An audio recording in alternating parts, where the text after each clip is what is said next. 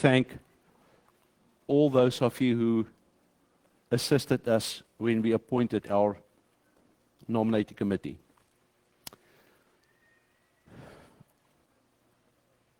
It's good to be with you this morning. We think of our PBE Pathfinders that are in Raleigh today. That's why you see many empty seats, because I know my wife is one of their supporters. She's over there, and I hope she's keeping a place for them. But we want to pray, especially also for our PBE team, that they will do well. Remember, last year they won the finals, part of the group that won the finals in Michigan. So they have a standard to uphold. Amen. And we want to uplift them. And thank you to the parents and those of you who so faithfully bring your children to the PBE. I know it's rough, because this year they're working through the book of Isaiah. So it's a tough book.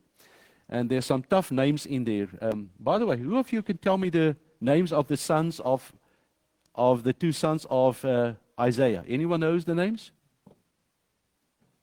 Or just one name then? Ever heard of the name Maher-Shalal-Hash-Bash? Okay.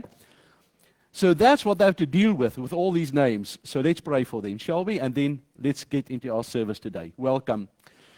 Our Father in heaven, thank you that we can be in your house of worship. What a joy and a privilege it is to come to you.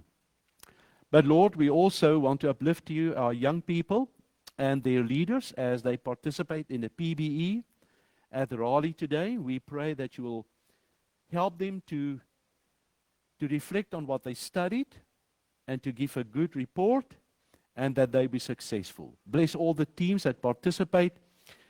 And at the end of the day, my prayer is that all these young people will be drawn closer to you because of the studying of your word. Now, Father, we pray that your Holy Spirit will dwell in our midst as we open your word and go into our message for today in Jesus' name. Amen.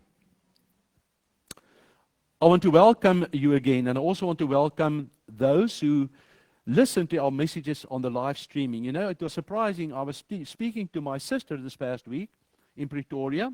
She's planned to come and visit in a few weeks' time, and her daughter was visiting from Australia. And they were talking about church attending, and she said, Mom, I just want to know that sometimes I like to tune into the Five Oaks Church and listen to the live streaming coming from Five Oaks. So I can assure you that what is recorded here goes even as far as Brisbane, Australia. So I pray that, Hildegard, if you're listening, may God bless you where you are. And my daughter in England is also tuning in today to the service here because she's unable to go to Newbold Church. So we have an audience outside of our audience here, and that's the blessing of modern technology. Amen? Now, like you, I like technology if it works. And that's why I'm hesitant to speak with PowerPoint and with all these graphics. And someone said to me, Pastor, you need to get a tablet. You know, because then you don't have to carry this Bible around with you. And I said, well, you know, in the Bible I can find a text, but if my tablet goes out or the internet is not working, what do I do? So I prefer to take a tablet when I have a headache. And I just stick with the Bible for now. The sermon title for today is a continuation. It's actually, I've been thinking about our love for God. And the reason for that is because Jesus made a remarkable prediction in Matthew chapter 24. If you want to just come with me to Matthew chapter 24, and in verse 12, talking about the fall of Jerusalem and the impending end of the world that Jesus illustrated, and he warned against false Christs and false prophets and natural disasters, ecological disasters, and spiritual deception at the end of time. And then Jesus said this in Matthew chapter 24, verse 12. And because lawlessness will abound, the love of many will grow cold. Now, this reminds me of the message that Jesus gave to the church in Laodicea, or rather in Ephesus, in Revelation chapter 2. And we will come to that at another time. But it's a fact that as we approach the end of time, not only is there more excitement, and you get all these supermarket prophets that are trying to predict a time, and they try to predict events, and Jesus never wanted us to be obsessed with signs and with events coming. Jesus wanted us to be in a state of readiness. Jesus wants us to be ready, because if Jesus should come today or tomorrow or next week, the question is, will he find you ready? He's not going to ask us, did you study all the signs? Now, I know the prophecies are important because prophecies indicate to us when certain events will happen. And I think we can agree that we are living on the edge of eternity. This world has outlived its existence. It's time for Jesus to come. And yet, Jesus is more concerned about the condition of his people, because when you read Matthew 24, this is not a message that Jesus is giving to the world at large. It's a message that he's sharing with his followers. He says, you my followers, your love will grow cold. And we even have examples in the Bible where this happened to certain characters. Hence, the sermon title today is When Love Gets Overpowered. When there are forces that come and they dampen your love, or there are things that happen in your life that kind of cause you to feel like you failed, that you have made mistakes, or you've let the Lord down. And when I think about this, there's one person that comes to mind, a disciple called Simon Peter. You know, I want you to come with me to John chapter 21. Let's go there for a moment. Because you heard the scripture reading this morning from Mark chapter 14. But let's look at a passage in John chapter 21. This is after the resurrection.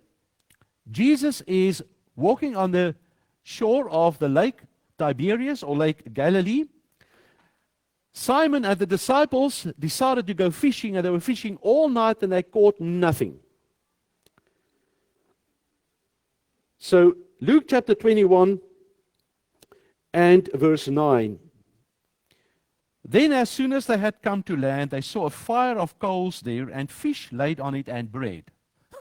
They were fishing all night, they caught nothing, and yet they come on the shore, and there's a fire with fish and bread. Who prepared this? Well, Jesus said to them, bring some of the fish which you have just caught. Simon Peter, and now I want you to pay attention. Simon Peter went up and dragged the net to land full of large fish, 153. And although there were so many, the net was not broken, because they caught this big catch after Jesus instructed them to lower the net at the one side of the boat, and it was a miraculous catch. The second time it happened in the life of Peter. And Jesus said, come and have breakfast. So what was it like having breakfast with Jesus? What happened at that breakfast?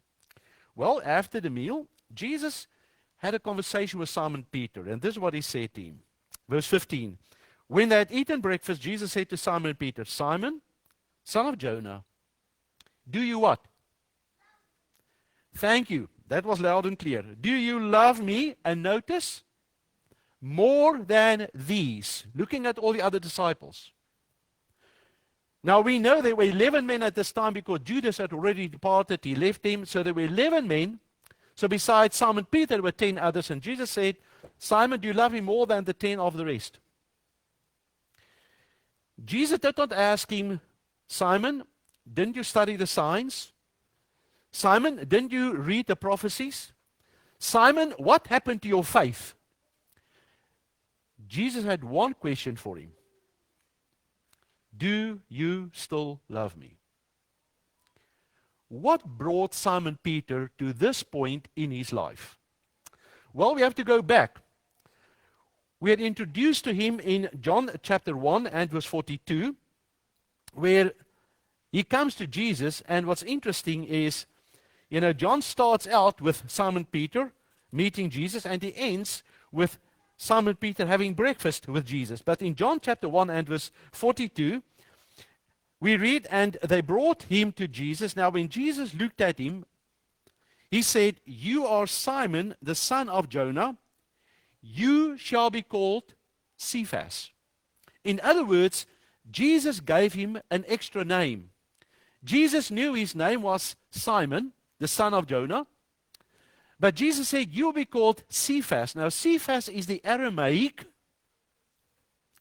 In the Greek, Cephas is Petros, which means rock.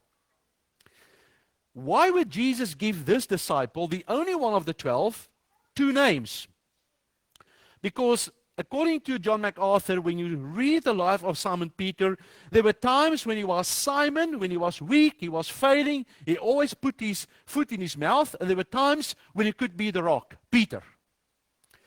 And his life was always fluctuating between weakness and strength, between being Simon and being Peter. He was always in a kind of a pendulum experience with Jesus. And this is what makes it so important because, my friends, I believe that Simon Peter is reflective of so many of us, me included. Are there times when you really feel close to Jesus and you really wish Jesus can come at this moment and you want to go and turn the world upside down for Christ? And then there are times when you really doubt and wonder, am I still good enough? Does God still need me? What shall I do? How can I do things differently? And Lord, I let you down. We were talking Wednesday night about a verse in Hebrews chapter 10 that talks about sinning willfully. And the question was asked, does that mean there's no redemption for a person if it sinned willfully? Well, we know that David did it. We know even that Simon Peter did it. And I will point out to you why. But Simon Peter is the disciple in the New Testament that not only resembles so many of us, he's so like many of us, but his name is mentioned in the Gospels more than any other name except Jesus. No one speaks as often as Peter, and no one is spoken to by the Lord as often as Jesus spoke to Peter. No disciple is so frequently rebuked by Jesus for doing something he should not have done as Simon Peter. And notice, no disciple other than Simon Peter ever rebuked Jesus. Because in Matthew chapter 16, when Jesus predicted his upcoming death and his sojourn in Jerusalem, Simon Peter said, wait, Lord, let me correct you here. You are wrong. And Jesus turned around and said, don't obstruct me. Get behind me, Satan. It was the only disciple that Jesus also called to be a Satan. Oops. Doesn't resonate well with a man that should be the rock, right? No one else confessed Christ more boldly or acknowledged his lordship more explicitly than Simon Peter. And yet no other disciple ever verbally denied Christ as forcefully or publicly as Peter did. Jesus had harder things to say to Simon Peter than he ever said to any of the other disciples.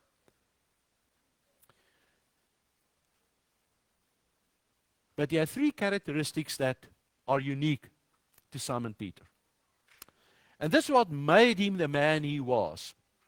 It's interesting when you look at all the lists of disciples, Simon Peter is always the first one to be listed. Kind of give the nuance that he might have been the leader of the team, right? But the one characteristic Simon Peter had was that he was very inquisitive. Now, I know many of us are inquisitive. We always want to know more. We want to have all the answers. We not only ask the questions, but we always question the answers at times, right? Because we are an inquisitive people. We want to study the prophecies. We want to know what Jesus said. We want to know exactly what is this. So we want to pause things out. And this was Simon Peter. He was always hungry for answers. And that's why he's the one who asks more questions than anyone else of the other disciples. For example, in Matthew chapter 18, verse 21, Simon Peter wanted to know from Jesus, Lord, tell me something. How many times shall my brother sin against me and I forgive him? Give me a formula. He was also the one who asked Jesus about the withered fig tree. Lord, why? What happened to this tree? He was also the disciple that wanted to know what reward is in us for following you. Because when Jesus spoke to the rich young ruler and he told the rich young ruler, go and sell what you have and give to the poor and come and follow me. And the rich young ruler turned around and went away sad. And Jesus said, verily I tell you, my disciples, it is easier for a camel to go through the eye of a needle and a rich man to come into the kingdom of God. And Simon Peter said, but wait, Lord, answer something here for me. What's in it for us? Because we've left everything and we followed you. So he was very inquisitive. There's nothing bad about being inquisitive because I think Jesus enjoys it when we have questions because then we are hungry for answers, right? The second characteristic of Simon Peter is he had initiative. I mean, he could initiate things. He had drive, he had ambition. Sometimes he will rush in where angels fear to tread. Sometimes he would burn his mouth because he would say things at the wrong time. The first to answer questions posed by Jesus in Matthew 16, where Jesus asked the disciples, said, "Look, you've been talking to people in the marketplace, the villages. Let me ask you, brethren, a question. Who do the people say that I am?" And they murmured, "Well, some say Jeremiah, others say Elijah, others say one of the prophets." And Jesus said, "Okay, brethren, but now, what do you say? Who do you say I am?" And guess who answered? Peter. "Lord, you are the Christ, the Son of the living God." And Jesus said, "Blessed are you, Simon Bar-Jonah, for flesh and blood don't reveal this unto you, but my Father in heaven." So Jesus blessed him. But just a few verses further on, Jesus rebuked him and said, "Get behind me, Satan, you're obstructing me." It explains the pendulum swing that this disciple went through. He had his ups and downs. He had his north and south. He had his failures and his victories. One of the examples of his initiative was in Matthew chapter 17, when Jesus, with the three inner circle of the disciples, that was Peter, James, and John. They went up Mount Tabor, and there on top of the mountain, Jesus transfigured into a glorious figure. The three men fell down, and then they heard a conversation. When they looked up, they saw Jesus in conversation with Moses and Elijah. And guess who was the disciple that suggested they start building 3 tabernacles? Peter. "Lord, wait, let's not go down from the mountain. It's so nice here. Let's just stay here. Hey, come on, brethren. Let's gather some sticks and some wood, and let's gather some rocks. Let's build 3 tabernacles. One for Jesus, one for Moses, one for Elijah, and we can just stay on the mountain." No. This is what was amazing about this man. There's nothing wrong with initiative. One of the most bold expressions of bravery in the life of Simon Peter was in Matthew, or rather in Mark chapter 14, and that's where our scripture reading comes from. Let's pick up something here in Mark chapter 14 and look at verse 43. The scene is Jesus is in a garden of Gethsemane with his disciples. And Mark 14:43 says, "And immediately while Jesus was still speaking, Judas, one of the 12, with a great multitude," I want you to focus, "a great multitude with swords and clubs came from the chief priests and the scribes and the elders." Now, why did they come to the garden? We know they came to arrest Jesus. But notice who came with Judas. It wasn't Judas and 1 or 2 or 3 men who he found on the streets of Jerusalem. No, it was a whole army. It was a large crowd.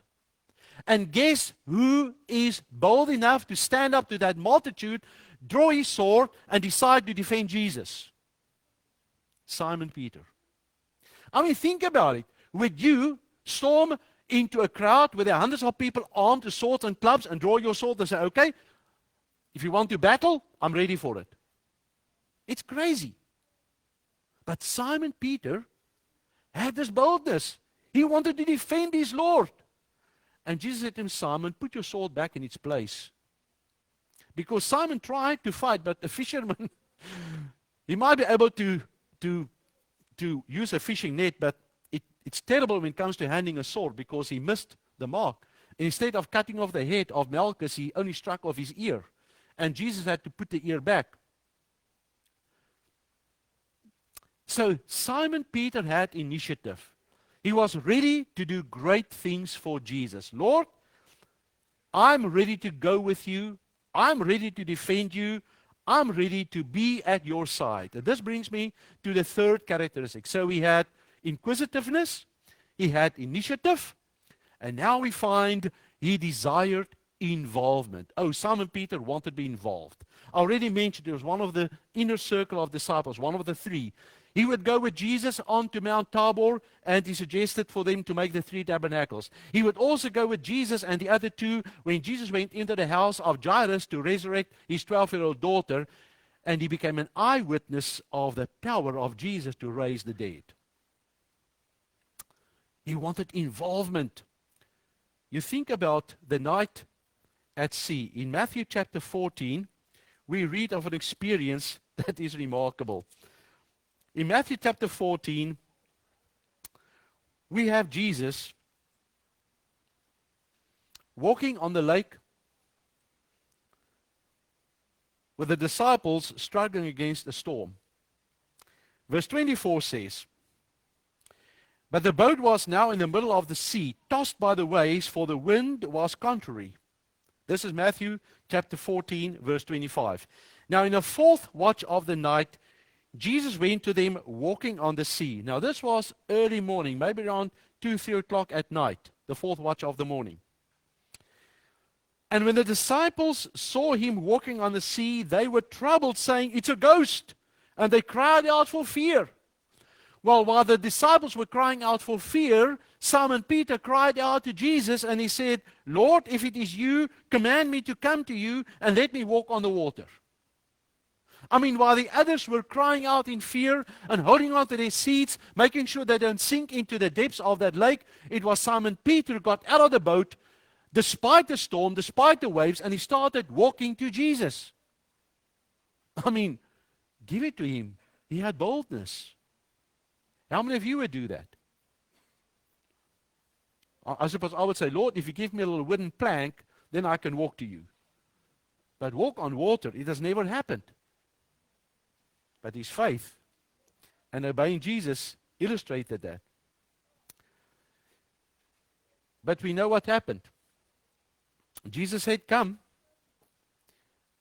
And Peter came down of the boat. He walked on the water to go to Jesus. And verse 30 says, "But when he saw that the wind was boisterous, he was afraid, and beginning to sink, he cried out, saying, 'Lord, save me.'"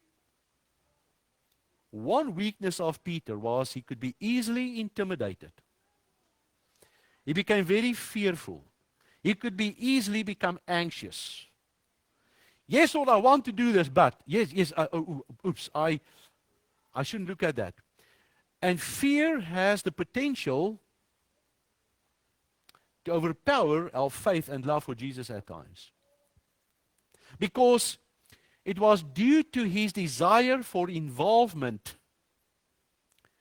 that brought Simon Peter the greatest test in his experience as a disciple. Let's look at it. We have to go to Luke chapter 22. In Luke chapter 22, Jesus has just finished the Last Supper in the upper room, washed the feet of the disciples, and now they were on their way to the Kidron Valley. And Jesus looked at Peter. Luke chapter 22, verse 31. And Jesus said, "Simon, Simon, indeed, Satan," now get this, "Satan has asked for you that he might sift you as wheat."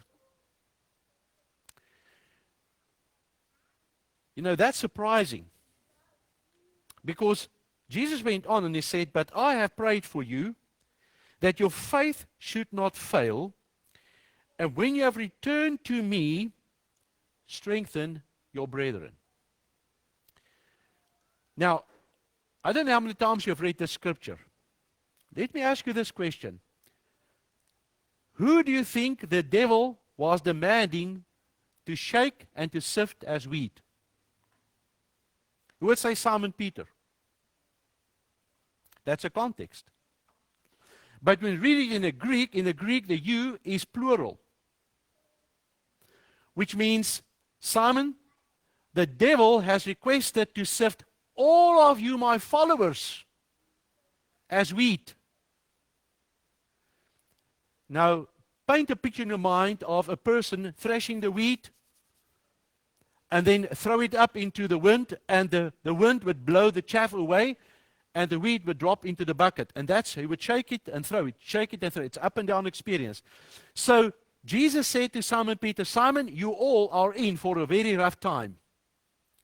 Because just like Satan demanded to test Job, in Job chapter 1, he has also demanded to test you all. But I've prayed for you, and what's interesting is that you here is in singular. So Jesus is saying, I'm praying for all my followers. Jesus says, Simon, I'm praying for you individually. Yes, Satan has asked for all of you, but I'm praying for you. Why do you think that important transition in the text? Because Jesus knew Simon Peter was more vulnerable than the rest. Judas had already denied him and ran away, sold him out. But Jesus said, Simon, I know of your pendulum. I know there are times when you are Simon, there are times when you are Peter. There are times when you are weak, there are times when you are strong. And that's why I've prayed for you, that your faith will never fail. And it's interesting that Jesus did not say, Peter, Peter, Satan's asked for you, but no, Simon, Simon. And we know what happened. Simon Peter replied and he said, Lord, I'm ready to go with you. Lord, you just don't know me. May I remind you, I was the guy who drew the sword in the garden against the crowd. Lord, I'm willing to go with you both to prison and to death. Now, what's interesting is to go to prison. There's something about being in prison at the time during the Roman occupation of Judah and the Middle East at the time that was very interesting. You know, Jesus even made mention of that in Matthew 25. He says, I was hungry, you gave me food. I was naked, you gave me clothing. I was in prison, and what did you do? You came to visit me. That's remarkable because here's what happened. Back in the time of the Romans, the government did not take care of you once they put you in prison.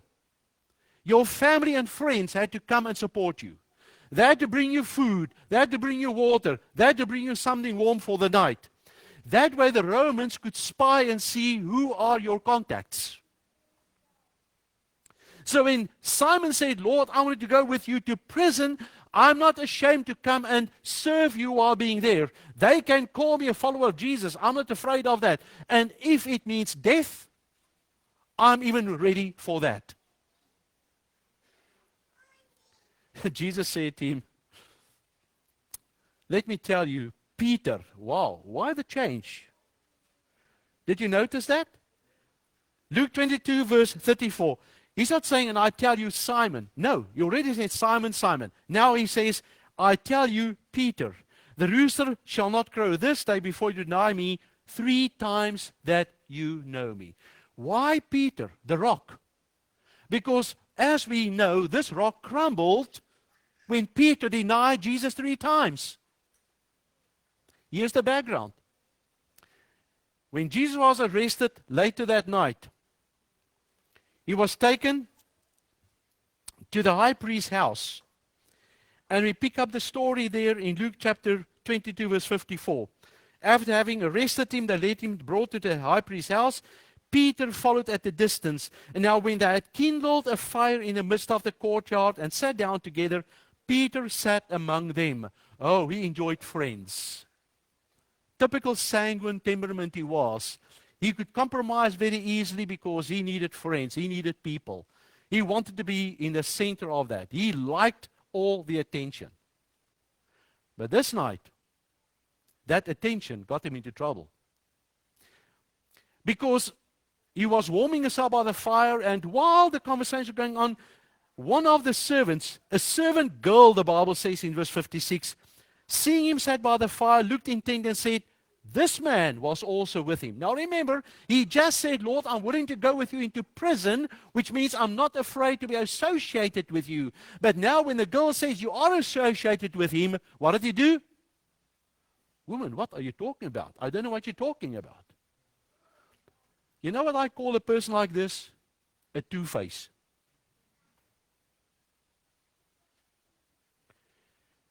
And after a while, another one saw him and said, you also are of them. But Peter said, man, I am not. But now it's very interesting that in verse 59, Luke gives us a time element. Then after about an hour had passed, in other words, instead of Simon getting up and walking away from the fire where they had all these questions, no, he remained seated with the crowd, denied Jesus 2 times already, and now after an hour, another confidentially affirmed, saying, surely. Now, why would they affirm it confidentially? It was whispered. Know what? This fellow was also with him. Just listen to his accent. He's Galilean. But Peter said, I do not know what you are saying, and immediately, while he was still speaking, the rooster crowed. Some translations say at that time, Peter even cursed, and he took an oath that he never knew Jesus. Now think about this. How many times did Simon Peter deny Jesus? 3 times. How many nails did he take to nail Jesus to the cross? 3. 1 for the left hand, 1 for the right hand, 1 for the feet. Let me put it to you. Peter already crucified Jesus right here through his denial. All the Roman soldiers did was they nailed the physical nails into that wood the next day. But here is what is even more alarming. Peter did not deny Jesus in the absence of Jesus. Because the Bible says in verse 61, after the rooster crowed, the Lord turned and looked at Peter. In other words, Jesus was there in proximity. It was in the very presence of Jesus that they denied him 3 times. If you were Simon Peter at that moment, what would you do? How many times do we deny Jesus? How many times do we just go with the flow, and when people say bad things about Christians, about the Bible truths, we go with the crowd. Oh yeah, I agree with you. Knowing that we are crucifying our own conscience. Because we don't want to be a sore thumb sticking out.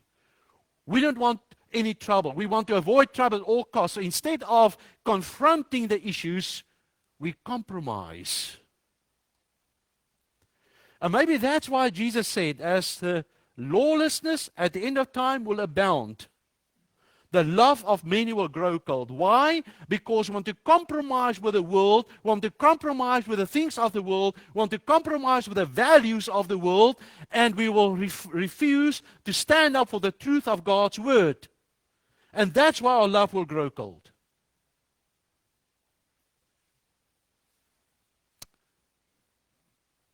Peter went out and wept bitterly. You know what's interesting is he never had the chance to come to Jesus and say, Lord, please forgive me. I've done wrong. Because from that trial, Jesus went to the cross the next day, and Peter never had the opportunity to say, Lord, forgive me. I'm sorry. Have mercy on me. How would you feel if you do something to a person and they die before you can go and ask forgiveness? I mean, this is a depth that Simon Peter sunk to. He sank into that despair. His love for Jesus was overpowered by fear of consequences. There's a story that is told of a little boy called Gary. Gary enjoyed to camp with his dad, so they would go camping every so often. One weekend they went to camp out, and one night they decided to take a hike through the woods. Dad grabbed the flashlight.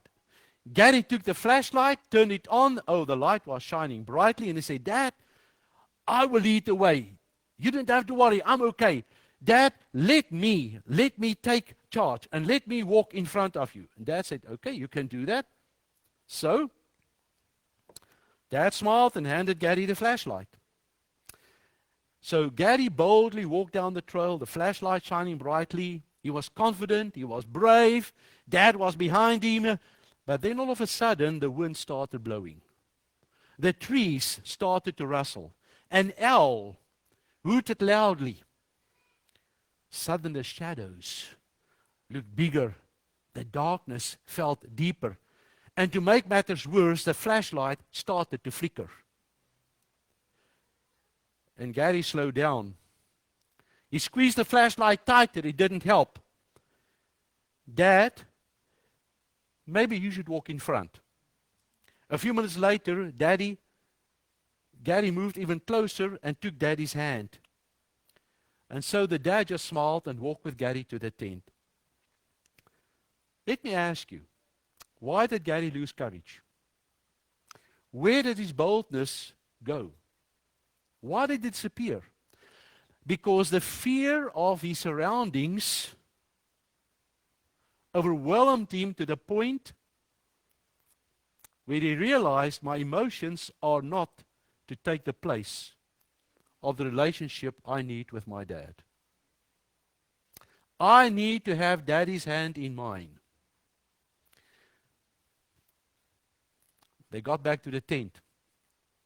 Dad always, like Miguel, takes spare batteries.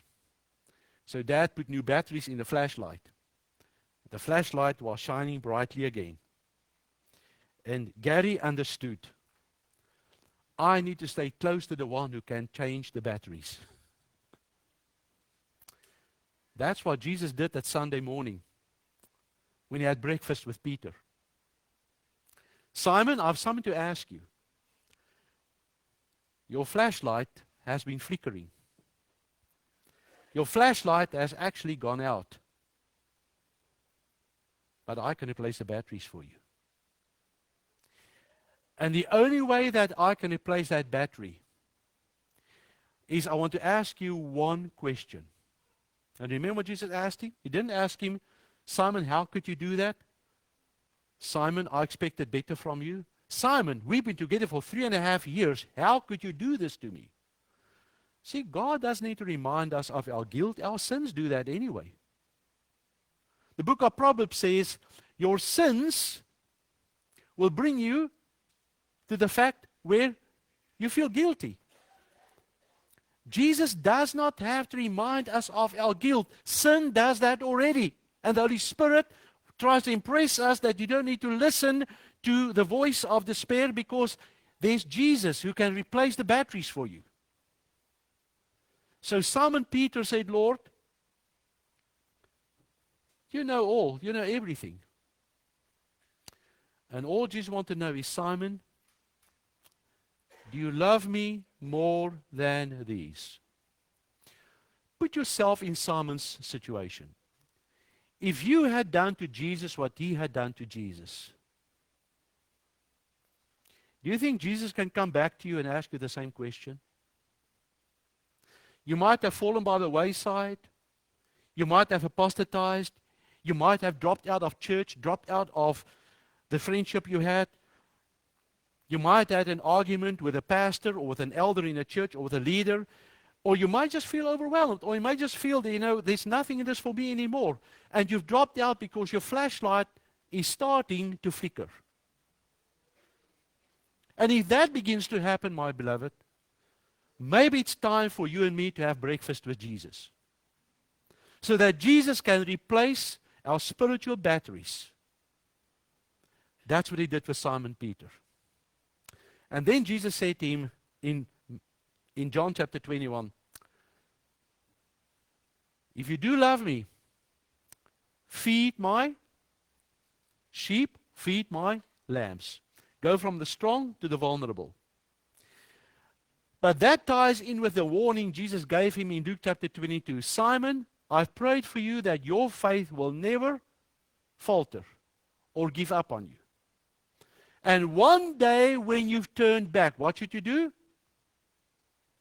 Strengthen your brethren. Let me ask you this question. What did Jesus mean by that? Out of the failure, out of the denial of Simon Peter, Jesus says there's a lesson for the saints. Simon, I want them to look at your experience. I want my church to look at what you did to me.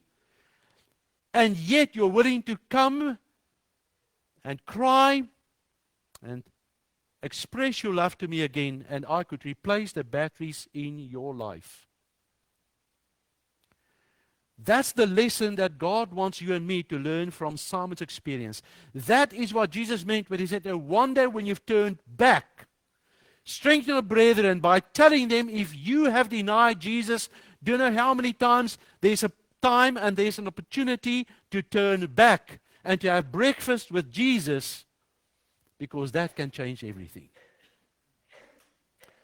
Because we have breakfast with Jesus, we reconnect with Him. We eat what He has on the menu. Maybe that's why Jesus said, knocking on the door of the church in Laodicea in Revelation chapter 3, verse 20, "Behold, I stand at the knock on the door, and if anyone hears my voice and opens the door, I will come in and sit down and have a meal with him and he with me." What is Jesus trying to tell us? I want to see what you have on the menu. And then I can present to you what I have on the menu. If you feel like Simon Peter, Jesus has the batteries ready, just like Gary's dad, to fill your heart with power and strength. And may God bless you as you hold on, even at times when you feel your love and your faith is overpowered. Let us pray.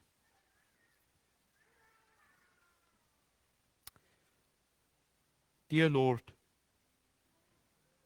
Simon Peter's experience is reflective of so many of us. We all let you down so many times. We all sometimes make emotional decisions that we never follow through on. Many times we get hurt in the process. Many times we are in conversations where we compromise on our faith that we have in Jesus. Lord, you know our hearts. You know how the devil is shaking us and sifting us to try and distract us away from you, to try and overwhelm us with fear and feelings of rejection. But thank you, Jesus, that just as you prayed for Simon Peter, I believe you're praying for each one of us as well. Strengthen us, Lord. Fill us with hope. And if there's anyone here who might have been on this path for you for so many years, but like Simon Peter, they feel like they are stumbling, they are falling, they are sometimes just getting weak. Lord, if we need to have you replace those batteries, please do that, so that we can be ready for Jesus to come. Thank you that you are the God who's inviting us to have breakfast with you. Because if we had to come to you, we'd be too ashamed and too afraid and too embarrassed. But thank you that you are the God who is referred to as a friend of sinners and publicans. And in that, we have hope. In Jesus' name, amen.